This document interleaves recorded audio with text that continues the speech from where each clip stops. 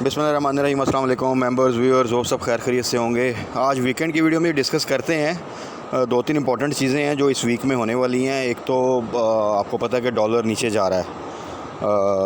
दो के वो पहले बढ़ा था और उसके बाद जो क्रैकडाउन स्टार्ट हुआ आप सबके सामने है, उसकी वजह से डॉलर जो है वो तो काफ़ी नीचे जा रहा है। बट असल चीज़ ये है क्योंकि हम लोग स्टॉक मार्केट में हैं और स्टॉक मार्केट के हवाले से क्या न्यूज़ आनी है जो कि उसको ऊपर लेकर जाए, क्योंकि असल चीज़ ये है हमारा फ़ायदा इस चीज़ में कि स्टॉक मार्केट नीचे ना जाए।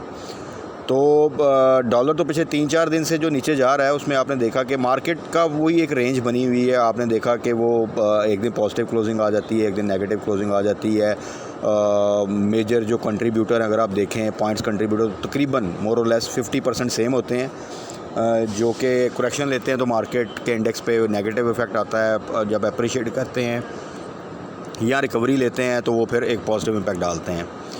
असल चीज़ ज़रूरी ये होती है कि आपने देखना होता है कि ये जो वीक आ रहा है इसमें क्या इवेंट आने वाले हैं और इस वीक में हमारी स्ट्रेटजी क्या होनी चाहिए। देखें, हर वक्त ये ज़रूरी नहीं है कि हमें हर रोज़ ये डिस्कशन की जाए कि आज आपने ये शेयर ख़रीदा था, कल आपने ये ख़रीदना है, परसों आपने ये ख़रीदना है।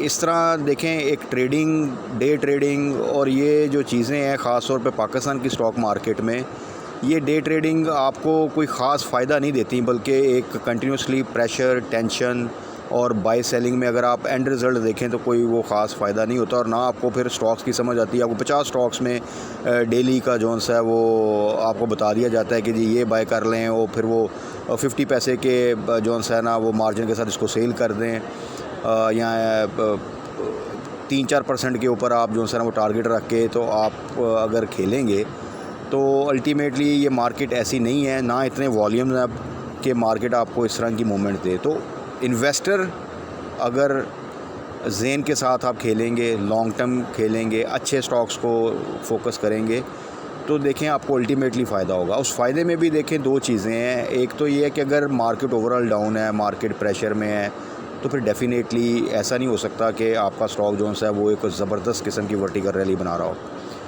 लेकिन अगर आपका स्टॉक जोन है वो समहाउ मैनेज कर रहा है और आपने इन्वेस्टमेंट पर्पज़ के लिए लिया हुआ है, स्टॉक अच्छा लिया हुआ है, अच्छे रेट पे लिया हुआ है, और थोड़ा सा नीचे आ भी जाता है तो उसमें वरी की बात में उसको होल्ड करें और यहाँ उसको वहाँ पे आप एवरेज करें। हाँ, जब मार्केट चल रही है, मार्केट पॉजिटिव है और उस वक्त फिर वो तब भी परफॉर्म नहीं कर रहा, तो हमने देखना होता है कि उसको क्या रिप्लेस किया जाए, या ये जो मार्केट का जो इस वक्त एक रैली बन रही है उसमें ये क्यों नहीं चल रहा, उसकी क्या रीज़न है। क्या उसका कोई रिज़ल्ट ख़राब आया है, या वो कोई उसके सेक्टर के हवाले से नेगेटिव न्यूज़ है, या स्टॉक के हवाले से नेगेटिव न्यूज़ है। तो ये चीज़ें अगर हम सारी कंसिडर करके प्ले करें, मार्केट में इन्वेस्टमेंट करें, तो यकीन करें मार्केट में अपॉर्चुनिटी बहुत है। और ख़ास तौर पे अब इसलिए मैं बार बार कहता हूँ अपॉर्चुनिटी है कि मार्केट बहुत ही लो वैल्यूएशंस के ऊपर जो है ना वो ट्रेड कर रही है। मार्केट 2017 में जब इसका 53,000 इंडेक्स जो है केस इंडेक्स का वो हाई लगा था, तो आप सोचें कि अब ये तकरीबन 6 साल हो चुके हैं और इस 6 सालों में मार्केट अभी तक उस 53,000 तो दूर की बात है, अभी मेरे ख्याल में 50,000 को भी कभी दोबारा से मार्केट ने टच नहीं किया। अभी ये 49,000 को थोड़ा सा क्रॉस किया था और वहाँ से मार्केट ने डिप ले लिया। तो आप ये सोचें इस पूरे 6 सालों में डॉलर देखें कहाँ पे चला गया हुआ है, आपकी ओवरऑल जो करेंसी है वो कहाँ पर है, तो मार्केट की वैल्यूएशन अगर इन टर्म्स ऑफ डॉलर निकालें तो वो कहाँ पे खड़ी है। सो मार्केट के लिए यहाँ से 60-70 हज़ार इंडेक्स होना कोई बड़ा मसला नहीं है, सिर्फ थोड़ी सी स्टेबिलिटी चाहिए। अभी आपने देखा रिसेंटली थोड़ा सा एक IMF की डील आई, थोड़ा सा एक रिलैक्स इन्वायरमेंट आया, पॉलिटिकल साइड से भी, इकोनॉमिक साइड से भी, वो जो डिफ़ॉल्ट की न्यूज़ थी वो ख़त्म हुई, तो आपने देखे मार्केट ने एक बड़ा ही ज़बरदस्त किस्म का 9,000 पॉइंट की रैली बनाई। और बीच में बड़े लोग कहते रहे कि ये अब ये रेजिस्टेंस आ गई है जी, यहाँ से मार्केट डिप ले सकती है। ये ग्राफ ये कह रहा है कि ये बस अब ओवरसोल्ड होने के बाद मार्केट अब ओवरबॉट हो चुकी है और यहाँ से जनाब करेक्शन मस्ट है। बट मार्केट ने अगर आपने देखा हो तो इंट्राडे करेक्शन ली, थोड़ी बहुत करेक्शन ली, एक स्ट्रेट रन आप कह सकते हैं कि वो मार्केट ने बनाया। तो इसलिए अगर आप स्टॉक्स के फंडामेंटल्स को देखेंगे, उसकी प्राइस साइकिल को देखेंगे, उसके हाई लो देखेंगे ईयरली, उसके पिछले कम से कम अगर आप 3 साल के नहीं अकाउंट्स देख सकते तो एटलीस्ट साल के तो क्वार्टरली रिज़ल्ट्स देख लें, तो फिर आपको वैसे ही खुद ही फेयर आइडिया हो जाता है कि यार ये जो मैं स्टॉक ले रहा हूँ ये इस वक्त लेना चाहिए या नहीं लेना चाहिए जिस वैल्यू पे ये है। तो अगर ये चीज़ें आप साथ खुद थोड़ी सी वर्किंग करके लें तो यकीन करें मार्केट में बड़ी अपॉर्चुनिटी है और मार्केट आपका एक कंटिन्यूसली पैसिव इनकम का ज़रिया बन सकती है। बट वो ज़रिया आप डे ट्रेडिंग का ना सोच के या एक महीने में आप उससे कोई बहुत ज़बरदस्त पैसे कमा के तो निकाल लें, तो ये नहीं होगा। हमारी जो ये सोच है कि मैंने स्टॉक मार्केट में आ गया हूँ, मैं चाहता हूँ कि बस इसको में से ना मुझे कोई डेली इनकम आती रहे या मंथली इनकम आती रहे, तो देखें स्टॉक मार्केट ऐसे नहीं चलती और ख़ास तौर पे पाकिस्तान जैसे एनवायरनमेंट में तो बिल्कुल भी नहीं चलती। इसको आप लॉन्ग टर्म के लिए सोचें, passive income, side income, second income के तौर पे लेके चलेंगे तो फिर बहुत फ़ायदा है। अपनी जॉब कर रहे हैं, अपना बिज़नेस कर रहे हैं, उसको कंटिन्यू करें। ये भी बिल्कुल ना करें कि वो जॉब छोड़ के आप कहेंगे मैं 100% स्टॉक मार्केट से कमाऊँगा, तो ऐसा नहीं है। जितने भी आप बड़े जो इन्वेस्टर्स देखते हैं जिन्होंने स्टॉक मार्केट से मिलियंस कमाए हैं, वो पाकिस्तान से हों, इंडिया से हों, अमेरिका से हों, कहीं पे हो, वो सब लॉन्ग टर्म इन्वेस्टर्स हैं। आपको डे ट्रेडर नज़र नहीं आएगा कि जो मल्टी मिलियनियर बन गया हो स्टॉक मार्केट से। तो इसलिए be a investor, not a day trader, तो फिर इंशाल्लाह ताला आपको जोन सा है वो काफ़ी फ़ायदा होगा। और उसमें भी आप ये देखें कि कौन से सेक्टर में ग्रोथ है आने वाले 1 साल में, 2 साल में, 3 साल का एक आप प्रेडिक्ट करके चलेंगे ना, तो बिलीव करें बहुत ज़्यादा फ़ायदा होगा। बाकी अब थोड़ा सा मार्केट का देखते हैं फ्राइडे का, और ये वीक में इंपॉर्टेंट न्यूज़ आपको पता है मॉनेटरी पॉलिसी आनी है। मॉनेटरी पॉलिसी के हवाले से सब इस मामले में कंसेंसस है कि इंटरेस्ट रेट तो बढ़ेगा, एग्रेसिव बढ़ेगा। अब बात सिर्फ ये है कि क्या वो 200 बेसिस पॉइंट बढ़ता है, 100 बेसिस पॉइंट बढ़ता है या 300 बढ़ता है, तो ये चीज़ें इम्पैक्ट करेंगी। अब मार्केट को अगर देखें हम, फ्राइडे को जो क्लोजिंग आई तो देख लें वही तकरीबन 250 पॉइंट प्लस क्लोजिंग के साथ 46,000 से ऊपर की क्लोजिंग दे दी मार्केट ने। वॉल्यूम अभी भी कम है, लेकिन ये अच्छा है कि मार्केट समहाउ अपने आप को मैनेज कर रही है 45,000 से 46,000 के दरमियान। तो मार्केट ने जो एक डिप लिया, लेकिन यहाँ पे आके एक 45,000 पे मार्केट ने एक्सपोर्ट ले ली, और वहाँ से अगर आप देखें तो अब एक रेंज बाउंड एक्टिविटी जो सी है मार्केट कर रही है। इस पूरे सिनेरियो में अब देखें सेक्टर वाइज़ अगर आप देखें तो अगेन मैं हमेशा कहूँगा टेक्नोलॉजी सेक्टर का इंटरेस्ट रेट के हवाले से भी अगर आप देखें तो कोई ख़ास नेगेटिव इम्पैक्ट नहीं आता। गवर्नमेंट आप देख लें प्रॉपरली उसके ऊपर एक पॉलिसी मेकिंग के उसमें प्रोसीजर में और प्रोसेस में है कि टेक्नोलॉजी सेक्टर एक ऐसा सेक्टर है जहाँ पे उन्होंने अपनी एक्सपोर्ट इंक्रीज़ करनी है, जहाँ से रेवेन्यू जनरेट करना है। तो इसको समहाउ आने वाले सालों में और अभी भी इसको गवर्नमेंट किसी ना किसी तरह से सपोर्ट ज़रूर करेगी। इसी तरह ऑयल एंड गैस सेक्टर है तो वो एक ऐसा सेक्टर है जो कि साथ साथ चलता रहता है, उसमें अप एंड डाउन आता रहता है, लेकिन उसमें एक एक्टिविटी रहती है, उसमें से आप अर्निंग कर सकते हैं। शर्त यही है कि अच्छे लेवल पे एंटर हों और प्रॉपर्ली टाइमली आप उसमें से फिर प्रॉफिट टेकिंग कर लें या एग्ज़िट ले लें। और इसके अलावा बाकी पावर सेक्टर में आजकल काफ़ी अच्छी एक्टिविटी रही, तो सर्कुलर डेट की न्यूज़ की वजह से और उनके अगर जो पे आउट देखें उस हवाले से, तो वो तो एक बहुत से स्टॉक्स ने तो अपना एक जो सा था अच्छा गेन भी दे दिया, अपना एक रन भी पूरा किया, पे आउट भी दिया एक्स होने के बाद, अब वो एक अपनी नॉर्मल मूवमेंट में आ चुके हैं। तो मॉनेटरी पॉलिसी के हवाले से देखें, अब सबसे इंपॉर्टेंट ये है कि अगर तो 100 बेसिस पॉइंट बढ़ती है तो it will be good for market, क्योंकि मार्केट इससे ज़्यादा जो है वो प्रेडिक्ट कर रही है और डिस्काउंट कर चुकी है। अगर 200 बेसिस पॉइंट बढ़ती है तो वो समझ लें कि समहाउ एक डिप के बाद मार्केट ठीक हो जाएगी। हाँ, 300 बेसिस पॉइंट तक बढ़ता तो वो एक काफ़ी एग्रेसिव कंसिडर होगा मार्केट की तरफ से, और उसमें फिर थोड़ा सा डेफिनेटली मार्केट पे एक प्रेशर आएगा। तो लेट्स सी, क्योंकि मोस्ट प्रॉब्ली 14 को आई थिंक थर्सडे बनता है, मॉनेटरी पॉलिसी है, तो इस वीक में थोड़ा सा आपने एहतियात के साथ चलना है।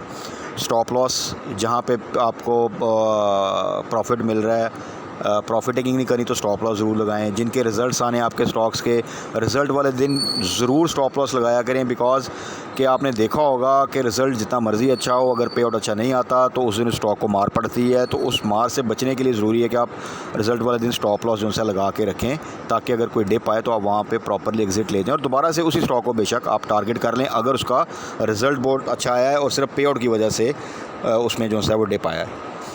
अगर सेक्टर के हवाले से मैंने जैसे मेंशन कर दिया, टेक्नोलॉजी सेक्टर स्टिल सारे स्टॉक्स जो हैं वो बाइंग रेंज में है, बाय कर सकते हैं, होल्ड करें। इंशाल्लाह ताला आने वाले दिनों में आपको इसमें एक अच्छा गेन मिल जाएगा। थोड़ी सी मार्केट की स्टेबिलिटी चाहिए। इसके अलावा अगर आप OGDC में हैं तो अभी तक इसकी बोर्ड मीटिंग अनाउंस नहीं हुई, जब तक इसका रिज़ल्ट अनाउंसमेंट से पहले एक मूवमेंट बननी है, क्योंकि अच्छा पे आउट की वो रूमर्स आएंगी, पे आउट देगा ज़रूर, अब कितना अच्छा देता है उसकी फर्दर मूवमेंट जो सी है डिपेंड करेगी। बट अगेन वही जो एक स्विंग ट्रेड बनती है 95 से बिलो पे एंट्री और 105 से ऊपर आपने जो प्रॉफिट टेकिंग करी है, तो ये आपको रेंज दोबारा इंशाल्लाह इसमें मिल जाएगी। इसी तरह अटक रिफाइनरी ने तो देखें बेहतरीन एक किस्म का गेन दिया, और बार बार मैंने मेंशन किया था कि असल तो इसका टारगेट है 200 से ऊपर जाए, तो वो फिर इसके प्रॉफिट टेकिंग लेवल्स थे, यानी स्टॉप लॉस के साथ या तो आप होल्ड करते जाएं या प्रॉफिट टेकिंग करें। और 160 बिलो 170 बिलो जो से थे वो लेवल थे जहाँ पर काफ़ी अर्सा रहा कि वहाँ पे आप इसमें जो सा बाय कर सकते हैं। अब अभी भी टाइम है इसके एक्स होने में, तो एक मूवमेंट एक्स होने से पहले ज़रूर बनेगी। तो उसमें जिन दोस्तों ने भी अगर 250 पे 240 पे बाय किया हुआ है, तो वो फिर ये है कि वहाँ पे या तो एग्ज़िट लें या फिर स्टॉप लॉस के साथ सिर्फ होल्ड करें। हपको का जो सा रिज़ल्ट है जी 12 को, और कंसिस्टेंट पे आउट देता है, पे आउट कोई बहुत अच्छा शायद ना आए और उस दिन डिप आ सकता है, क्योंकि मार्केट फिर ये देखती है कि किसने कितना अच्छा पे आउट दिया। 100% पे आउट आया, 150% आया है, तो हो सकता है आपको जो सा वो, क्योंकि हर क्वार्टर में देता है तो वो शायद इतना बढ़ा ना दे, 50% तक डिविडेंड दे रहे, तो उस दिन शायद उसमें जो सा ना वो डिप आए। तो अपना स्टॉप लॉस जो सा ना 80 पे लगा के आप इसको रखें, और अगर फिर फर्दर नीचे जाता है तो वहाँ पे दोबारा इसको बाय बैक कर लीजिए, क्योंकि ओवरऑल लॉन्ग टर्म के लिए it's a very good stock. इसी तरह एंग्रो जोन्स है वो एक्स हो चुका है और डिप लेने के बाद काफ़ी रिकवर भी कर चुका है 250 के आसपास, और 250 से नीचे बहुत अच्छी प्राइस है जहाँ पे आप इसमें एंट्री ले सकते हैं। लॉन्ग टर्म के लिए इसको रखें थोड़ा सा, और जब भी आपको 15-20 रुपये का गेन मिले जिस तरह पहले मिला है, तो वहाँ पे एक एग्ज़िट ले लें या फिर स्टॉप लॉस के साथ होल्ड करें। तो ये भी एक ऐसा स्टॉक है जो इन लेवल्स पे थोड़ा सा रिस्क उसका जो है ना वो मिनिमम है। इसी तरह मिल्लत का हम डिस्कस कर चुके हैं। मिल्लत भी लॉन्ग टर्म के लिए है और मिल्लत ऑलरेडी बहुत ज़बरदस्त गेन दे चुका है। बोनस अनाउंसमेंट से पहले का इसको टारगेट किया हुआ है, और अभी भी मैं आपको बता रहा हूँ कि 500 प्लस का इसका टारगेट है। तो जिन दोस्तों ने तब से होल्ड किया हुआ है वो 500 प्लस का टारगेट रखें। तो 500 प्लस का मतलब ये है कि हमने वहीं पर इसको टारगेट किया था 510 के आसपास। वहाँ पर जब ये जाएगा तो ये 50% का गेन आपको माशाल्लाह दे जाएगा। और ये पिछले यही कोई आप 3-4 माह 5 माह की आप अगर आप देखें तो 50% का gain is a very good return on your investment. और आगे के लिए भी, फ्यूचर के लिए भी ये स्टॉक जो है वो अच्छा है। बाकी मार्केट के हवाले से अगर कल देखें तो वो अपना वही स्टांस रखें, थोड़ी सी कॉशियस अप्रोच और थोड़ा वेट एंड वॉच। हाँ, जो स्टॉक आपको 6 मंथ लो पे या मल्टीपल ईयर लो के पास मिल रहे हैं या 1 ईयर लो के पास मिल रहे हैं, उनमें डेफिनेटली आप पोजीशन ले सकते हैं, प्रोवाइडेड कि वो स्टॉक्स के रिज़ल्ट्स अगर आप देख लें रिसेंटली कि वो अच्छे जा रहे हैं। किसी पेनी स्टॉक में तो इन्वेस्टमेंट बिल्कुल भी ना करें इन दिनों में। आपने देखा ही है कि इस पूरे 9000 के जो सा एक फ़ेज़ आया रिकवरी का, गेन का, इसमें जितने भी पेनी स्टॉक हैं वो WTL ले लें, सिल्क ले लें, स्मिथ बैंक ले लें, और कुछ स्टॉक ले लें जिसमें अच्छे वॉल्यूम लगते हैं, तो वो सारे वहीं के वहीं खड़े हैं। उनमें कोई ऐसी इंप्रूवमेंट आपको नज़र नहीं आई होगी, बल्कि मेरा ख्याल है कि 40,000 पे जो रेट था उनका शायद उससे भी अगर आप देखें तो सिल्क जो है वो कम वैल्यू पे खड़ा है, और WTL भी तकरीबन उधर ही आसपास खड़ा है। तो पेनी स्टॉक से अवॉइड करें। जो र्यूमर्स आती हैं मार्केट में कि जी इसमें ये न्यूज़ आ रही है, ये ऐसे चल जाएगा, ऐसे चलेगा, उस पर कान ना धरें। अच्छे स्टॉक में जाएंगे तो अल्टीमेटली वो आपको फ़ायदा दे देंगे, और वहाँ पे अपनी पोजीशन लें और उसको फिर थोड़ा सा स्ट्रांगली पेशेंस के साथ होल्ड करें, तो इंशाल्लाह ताला आपको अच्छा गेन मिल सकता है। बाकी कल मार्केट क्लोजिंग को फर्दर डिस्कस कर लेंगे कि कोई न्यूज़ आती है कि स्टॉक के वाले से कोई रिज़ल्ट ऐसा आता है जो कि बहुत आउटस्टैंडिंग और स्टॉक की वैल्यू ऐसी है कि वहाँ पे आप एंट्री ले सकते हैं, पोजीशन ले सकते हैं, उसको हम डिस्कस कर लेंगे। तब तक अपना ख्याल रखिएगा, दुआओं में याद रखिएगा। स्टे ब्लेस्ड, अल्लाह हाफ़िज़।